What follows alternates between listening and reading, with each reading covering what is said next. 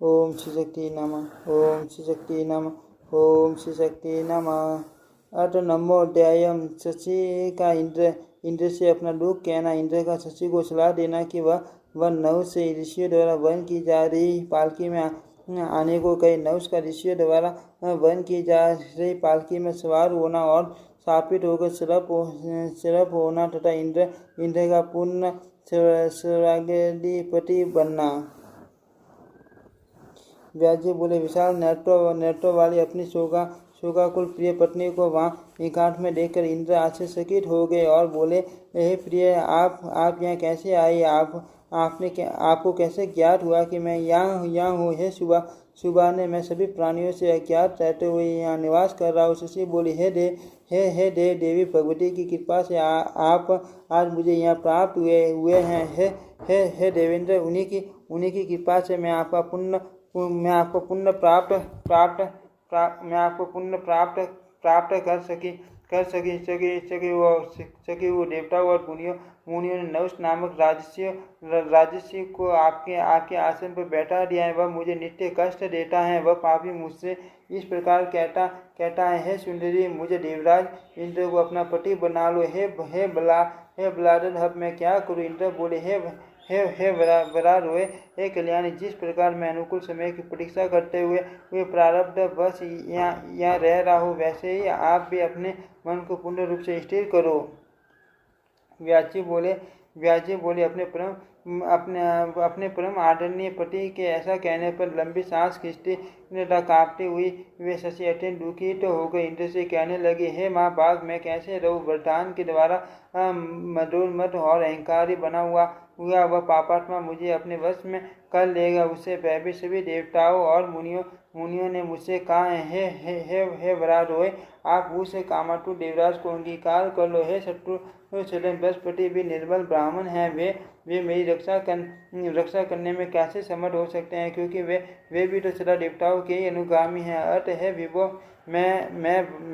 मैं वशवर्तिनी नारी हूँ। मुझे यह मान चिंता है कि भाग्य की इस विपरीत अवस्था में मैं अनाथ क्या करूँगी? मैं कुलटा नहीं हूँ, अपितु आपका ही ध्यान करने वाली प्रतिव्रता स्त्री हो। वहाँ मेरे लिए कोई शरण नहीं है जो मुझे दुखित की रक्षा करे। इंद्र बोले, हे वरानने, मैं एक उपाय बताता हूँ, आप उसे इस समय करो। इसे दुख के समय में आपके शील की रक्षा हो जाएगी। करोड़ों उपाय करने पर भी वे दूसरों के द्वारा रक्षित स्त्री पतिव्रता नहीं रह सकती, क्योंकि वह काम से विचलित मन वाली तथा अत्यंत चंचल होती है। स्त्रियों का शील ही पाप से इनकी रक्षा करता है। इसीलिए हे पवित्र मुस्कान वाली, आप शील का आश्रय लेकर धैर्य धारण करो।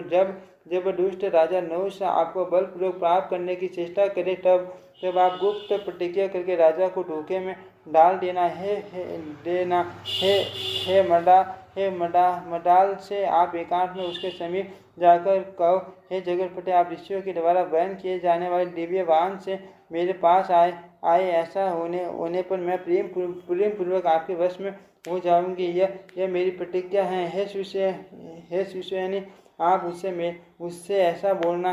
तब मोहित और कामांत वह राजा मुनियों को अपने वाहन में लगाएगा। इसे तपस्वी अवश्य ही नहुष को साप से दग्ध कर देंगे।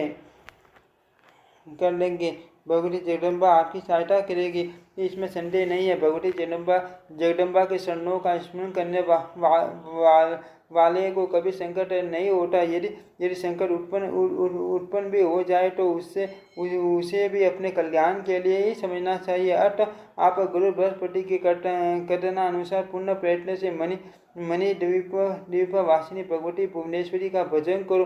व्यास जी बोले, उनके ऐसा कहने पर वैसा ही होगा। यह कहकर अत्यंत विश्वस्त तथा भावी कार्य के प्रति प्रयत्नशील शशि नहुष के पास गई। नहुष उन्हें देखकर प्रसन्न होता हुआ यह वचन बोला, हे कामिनी, आपका स्वागत है। मैं आपके सत्य वचनों के कारण आपके अधीन हो। आपने अपने वचन का सत्यता पूर्वक पालन किया, इसीलिए मैं आपका दास हो गया। हे मीत भाषिनी, आप जब मेरे समीप आ गई, आ गई है तो मैं संतुष्ट हो गया हो। आपको अब लज्जा नहीं करनी चाहिए। हे सुंदर मुस्कान वाली मुझ अनुरक्त को अंगीकार करो। हे विशाल नेत्रों वाली अपना कार्य बताओ, मैं आपका प्रिय करूँगा।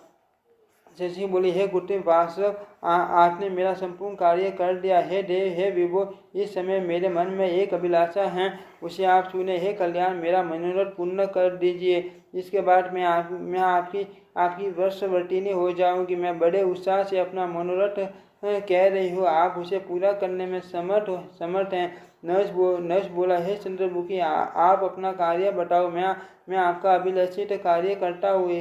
हे सूर्यभु, यदि अलम्ब्य वस्तु होगी तो भी मैं आपको दूंगा, मुझे बताओ। शशि बोली, हे राजेंद्र, मैं कैसे बताऊं, मुझे आपका विश्वास नहीं। हे राजेंद्र, आज शपथ ले कि मैं आपका प्रिय करूंगा, क्योंकि पृथ्वी तल पर सत्यवादी राजा दुर्लभ है। हे राजन, आपके सत्य से ही बंदा जाने के बाद ही मैं अपना अभिलषित बताऊंगी।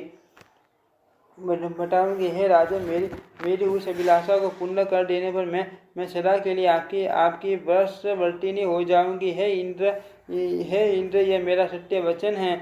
नहुष बोला, हे सुंदरी, मैं यज्ञ दान आदि करते हुए संकुच पुण्य की शपथ लेकर कहता हूँ कि मैं आपके वचन का अवश्य पालन करूँगा।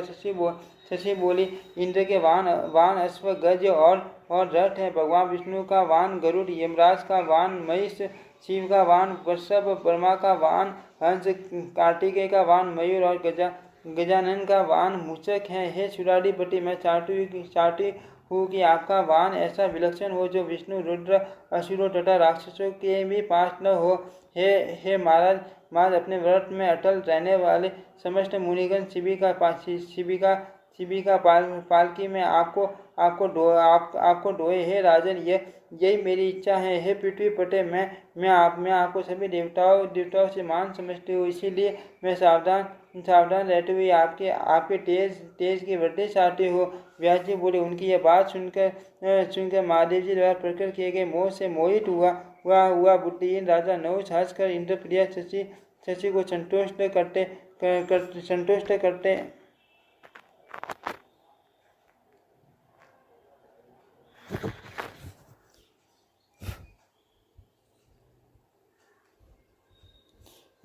करते हुए यह वचन कहने लगा। नहुष बोला, हे तविंगे, आपने सत्य ही कहा है। यह वाहन मुझे भी रुचि कर रहे हैं। सुंदर केश पास वाली, मैं आपके वचनों का सम्यक रूप से पालन करूंगा। हे पवित्र मुस्कान वाले, जो अल्प पराक्रम वाला होता है वही ऋषियों को पाल के ढोने में नहीं लगा सकता। मैं आपकी इच्छा के अनुसार वाहन पर आरूढ़ होकर आपके पास आऊँगा। मुझे तीनों लोगों में सबसे बड़ा तपस्वी और समर्थ जानकर सब ऋषि तथा सभी देव ऋषि मेरा वहन करेंगे। व्यास जी बोले, ऐसा कहकर परम संतुष्ट उस नहुष ने उन इंद्रप्रिय शशि को विदा किया। इसके बाद सभी मुनियों को बुलाकर वह कामातुर उनसे इस प्रकार कहने लगा। नहुष बोला, हे विप्रगण, मैं आज सर्वशक्ति संपन्न इंद्र हूँ। आप लोग गर्व रहित होकर मेरा कार्य करे। इंद्र पद मुझे प्राप्त हो गया, परंतु इंद्राणी अभी मुझे नहीं प्राप्त हो सकी है। उन्होंने मेरे पास आकर प्रेम पूर्वक यह बात कही है। हे सुरेंद्र, हे सुराधिप मुनियों द्वारा ढोई जाने वाली पालकी से आप मेरे पास आए।